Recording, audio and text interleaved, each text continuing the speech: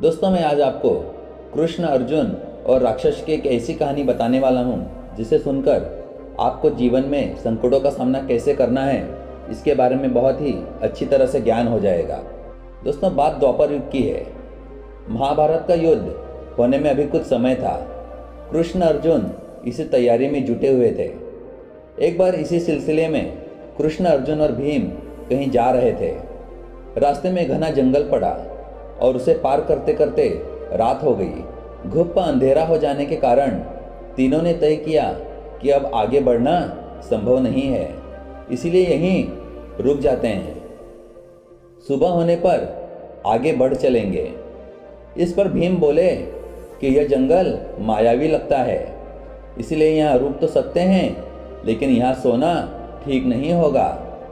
कृष्ण और अर्जुन दोनों को थका हुआ भांपकर भीम ने कहा, तुम दोनों सो जाओ, मैं जागकर पहरा देता हूँ। इस पर श्री कृष्ण ने कहा, थके तो हम तीनों ही हैं। ऐसा करते हैं, बारी बारी से एक प्रहर जागकर पहरा देते हैं। सहमति होने पर श्री कृष्ण और अर्जुन सो गए और भीम जागकर पहरा देने लगे। कुछ ही पलों में कृष्ण अर्जुन गहरी नींद में चले गए और तभी भीम को एक भयानक आकृति उनकी ओर आती दिखी। वह कोई राक्षस था। राक्षस उन्हें देखते ही जोर से चीखा और भीम क्रोध में भर गए। इस घटना का एक विचित्र असर हुआ। क्रोध के कारण भीम का आकार कुछ छोटा हो गया और राक्षस का आकार बढ़ गया। इसके बाद राक्षस फिर से चीखा और फिर से भीम ने और जोरदार क्रोध दिखाया। इस बार उनमें उतावलापन भी था। राक्षस का आकार बढ़ते देख भीम चिंतित भी होने लगे। इसके बाद दोनों में युद्ध होने लगा, लेकिन भीम राक्षस के सामने छोटे होने लगे और राक्षस का आकार बड़ा होने लगा। एक पहर तक लगातार युद्ध हुआ और अर्जुन की जागने का समय हुआ। इतने में राक्षस ने जोर का मुक्का मारा और भीम आधी मूर्छा में चले गए। अर्जुन को उठता देखकर राक्षस भाग गया। अर्जुन ने सोचा भीम नींद में है। भीम ने भी कुछ नहीं बताया। अर्जुन उठकर पहरा देने लगे। कुछ ही देर में राक्षस फिर आया और अर्जुन को धमकाने लगा। पहले से विशालकाय राक्षस के अचानक आ धमकने से अर्जुन क्रोध और भय दोनों से भर उठे। दोनों में युद्ध हुआ, लेकिन राक्षस के प्रति अधिक चिंता और उतावलेपन के कारण अर्जुन उसके सामने हल्के पड़ने लगे। जितना वह क्रोध करते, राक्षस बड़ा होता जाता। अर्जुन की सारी विद्याएं धरी की धरी रह गईं। अब राक्षस ने आकार बढ़ाया और अर्जुन को उठाकर पटक दिया। इतने में कृष्ण के उठने का समय हो गया। राक्षस फिर से भाग गया। अब कृष्ण पहरा देने लगे। कुछ देर बाद वही राक्षस उनके सामने आया और जोर से चीखा। श्री कृष्ण जरा भी घबराए नहीं और बोले, बताओ तुम इस तरह क्यों चीख रहे हो? क्या चाहिए तुम्हें? इस बार भी कुछ विचित्र घटना घटी। कृष्ण के साहस के कारण उनका आकार कुछ बढ़ गया और राक्षस का आकार कुछ घट गया।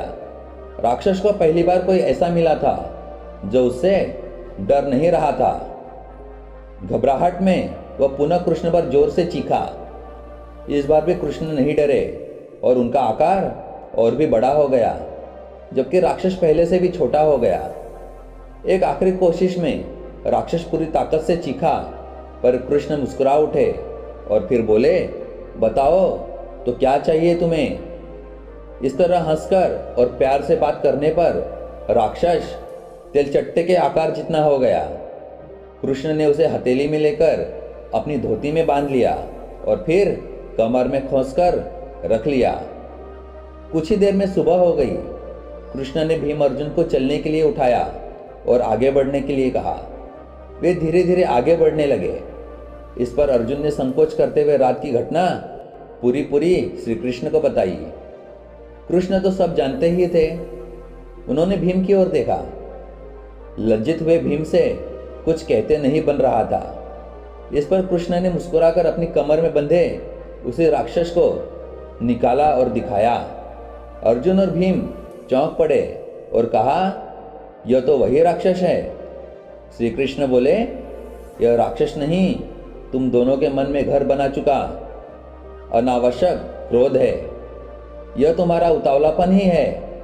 जितना तुम क्रोध को बढ़ाओगे, इसका आकार बढ़ता जाएगा, यह ताकतवर हो जाएगा। तुम इसके सामने बौने हो जाओगे।